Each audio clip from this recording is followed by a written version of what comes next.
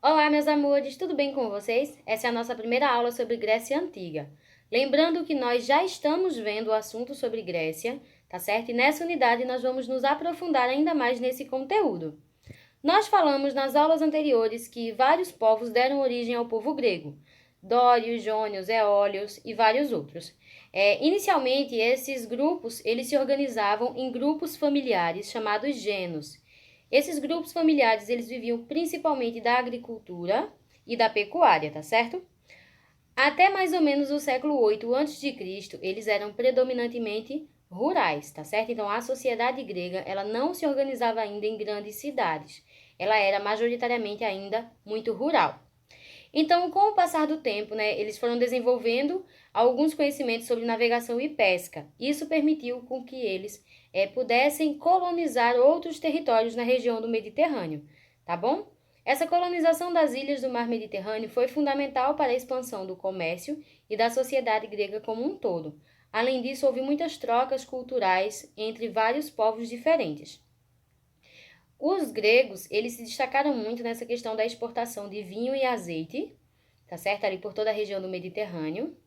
E eles se constituíram justamente com características completamente diferentes. Essas características se dão pelo fato de que foram vários povos que deram origem ao povo grego, tá certo?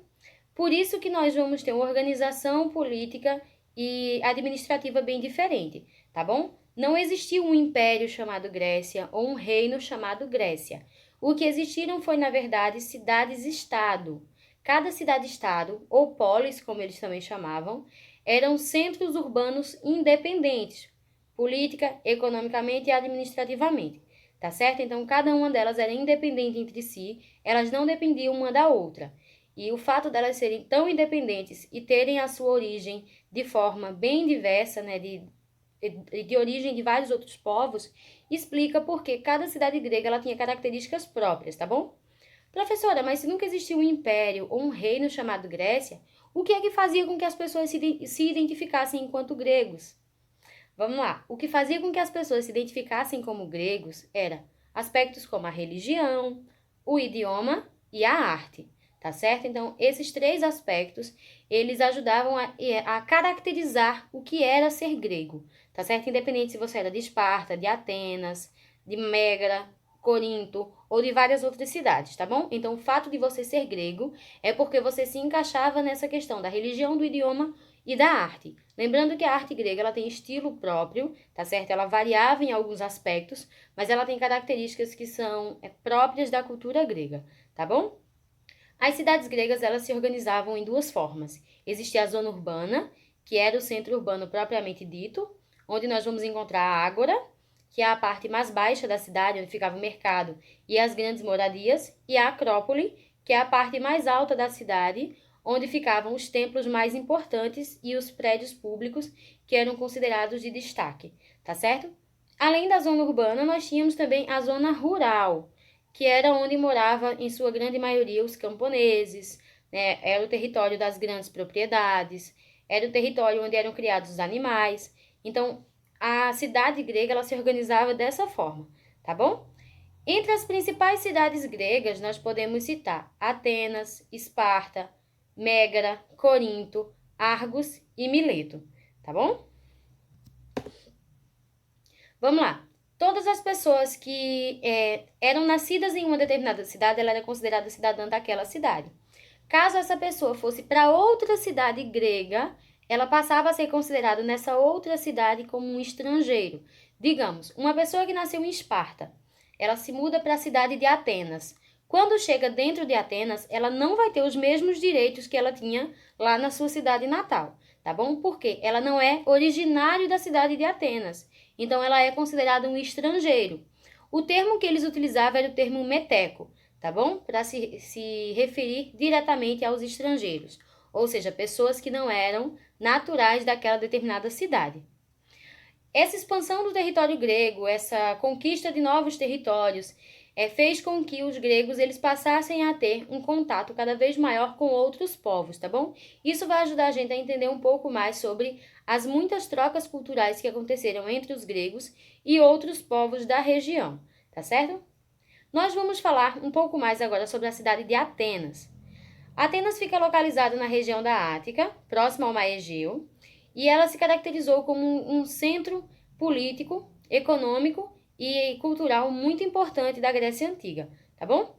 A sua sociedade ela estava organizada da seguinte forma: existiam os eupátridas, que eram os grandes proprietários de terra, grandes fazendeiros, e os detentores da maioria dos direitos, tá certo? Então eram eles que mandavam, eram eles que tinham direitos políticos. Abaixo deles tem os georgóis, que eram na verdade pequenos proprietários de terra, principalmente terras consideradas pouco férteis. Eles também tinham direitos políticos, mas eles não estavam no comando, assim como os eupátridas, que eram os bem-nascidos. Nós temos os tetas, que eram pessoas que executavam determinadas funções em troca de um salário.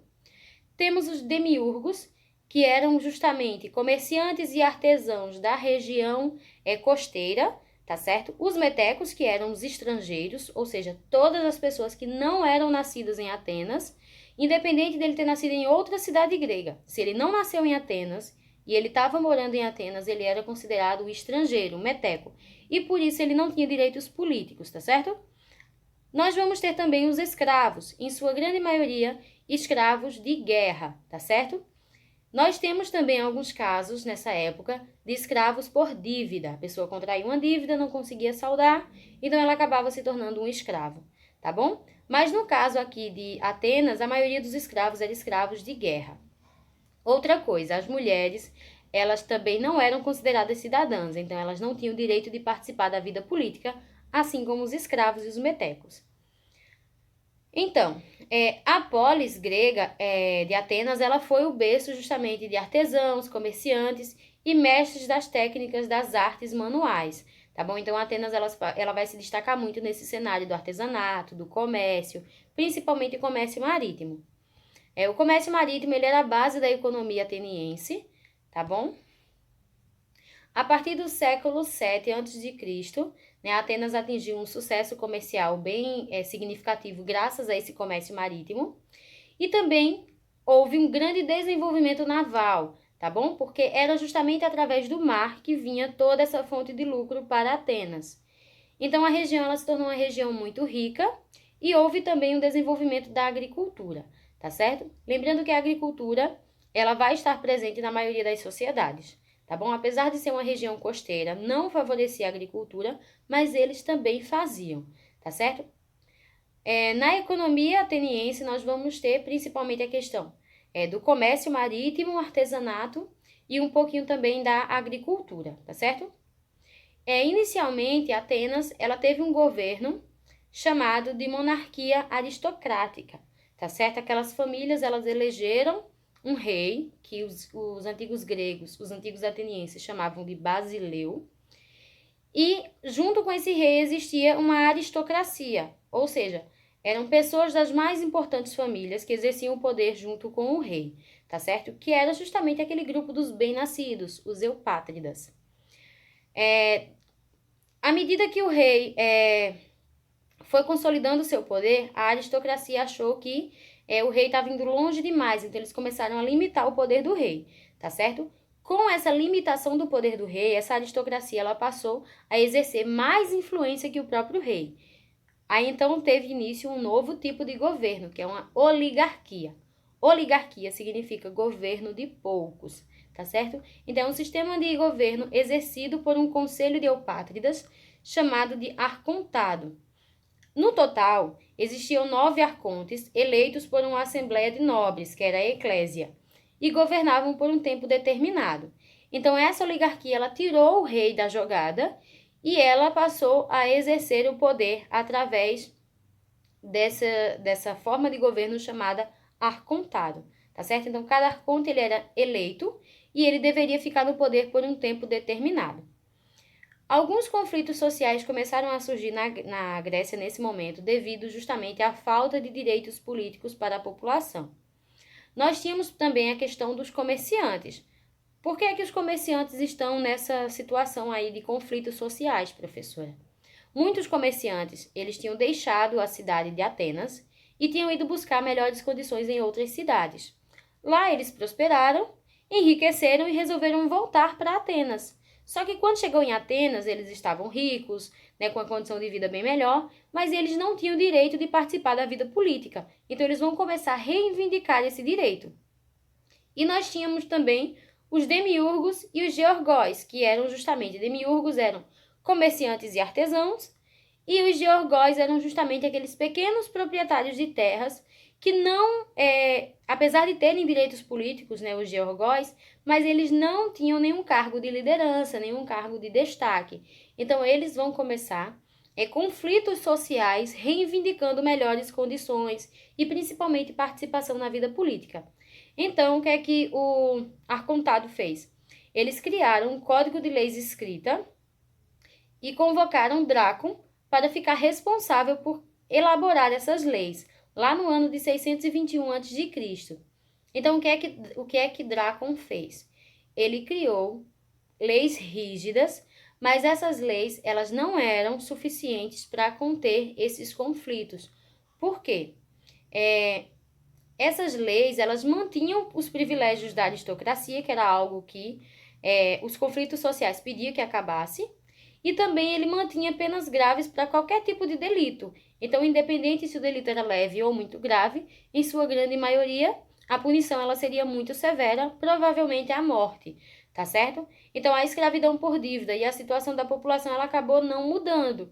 Então, muitas pessoas ainda passavam por esse processo, né, da escravidão por dívida, a população mais pobre não tinha acesso a cargos políticos e nem magistraturas, então essa situação ela acabou perdurando e Drácon não conseguiu conter as revoltas, tá certo? Então os conflitos sociais eles continuaram e no ano de 594 Solon ele foi eleito como arconte e ele, como uma das primeiras e principais medidas, ele proibiu a escravidão por dívida e ele recriou a chamada Bulé, que era um conselho formado por mais de 400 cidadãos com mais de 30 anos. A Bulé, ela era designada justamente por sorteio, então todos os membros eles eram sorteados, tá certo? E eles iam exercer suas funções por um prazo de 1 ano. Passou esse 1 ano, então seriam realizadas novas eleições. Lembrando que cada um dos participantes da Bulé, ele poderia se reeleger somente uma vez, tá certo? O que é que Solon fez também? Além da proibição da escravidão por dívida, ele também organizou a chamada Elieia, acho que assim se pronuncia, né, que era um tribunal formado por mais de 6.000 jurados escolhidos por sorteio e distribuídos em 10 câmaras. Cada uma dessas câmaras contava com um total de 500 júris em cada uma delas, com 100 pessoas na reserva. Então, caso acontecesse alguma coisa, 100 pessoas estavam reservadas para poder substituir aquele membro que não pudesse participar ou que acabasse falecendo. Então, isso ia dinamizar justamente a questão da justiça, tá bom? Durante a administração de Solon, houve um aumento da participação popular, um aumento da participação dos cidadãos na vida pública. Quem eram os cidadãos? Homens livres, nascidos em Atenas, filho de pais atenienses, tá certo? E que fosse maior de idade. Houve também a proibição de hipotecas. O que era uma hipoteca, professora? Pelo amor de Deus. A hipoteca é o seguinte, você pegava um empréstimo financeiro com um grande fazendeiro, com um eupátrida, e como garantia de pagamento, você garantia ou a sua propriedade ou você mesmo. Ou seja, se eu não pagasse, eu ia virar escravo. Então, Solon proibiu as hipotecas, tá certo? E isso acabou desagradando muito aquelas classes mais privilegiadas. Depois da morte de Solon, uma outra pessoa, né, foi escolhida para o cargo, que é Pisístrato. Eu acho que é assim que se pronuncia, um nome bem complicado, tá bom? Ele foi eleito em 560 a.C.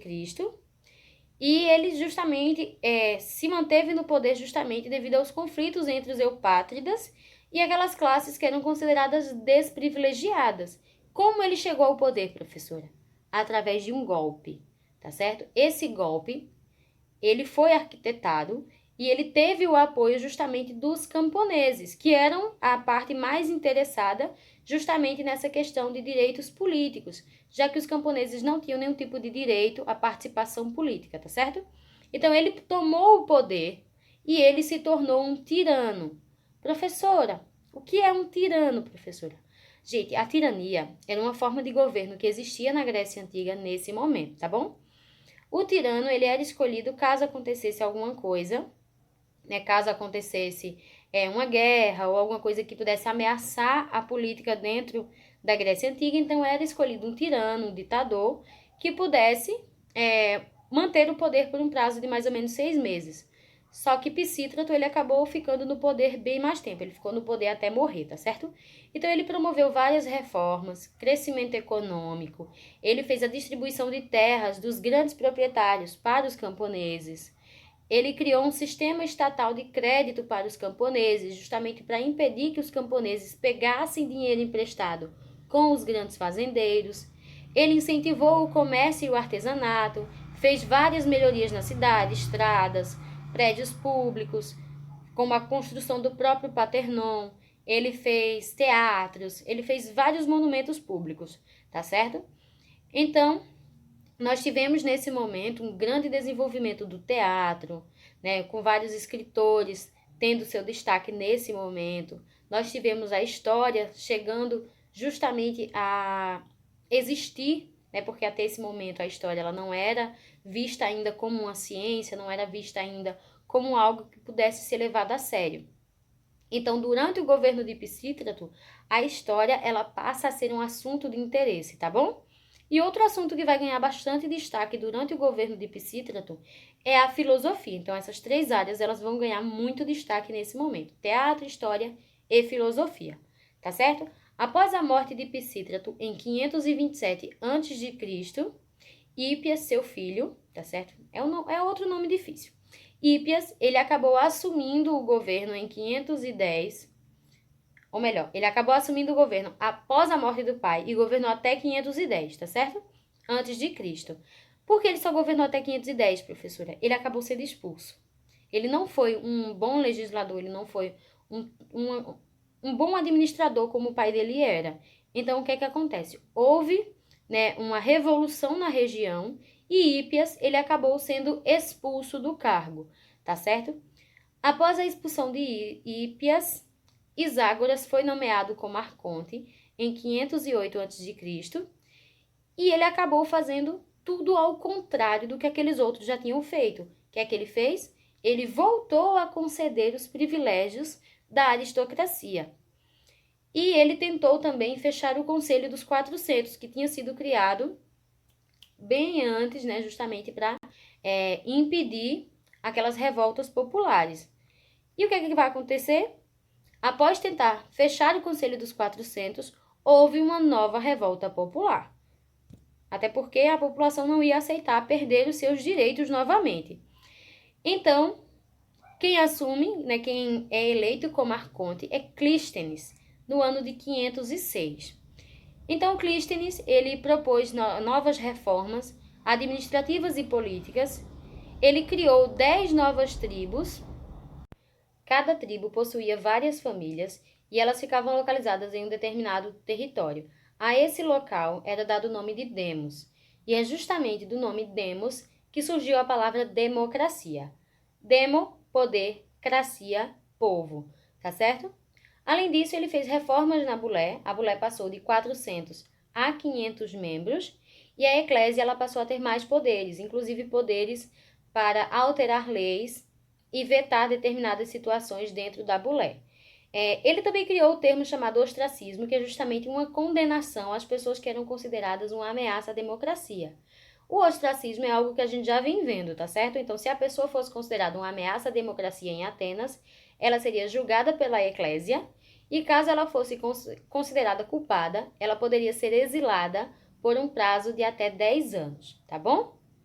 Meus amores, eu espero que vocês tenham gostado. Fiquem com Deus. Um forte abraço. Tchau, tchau!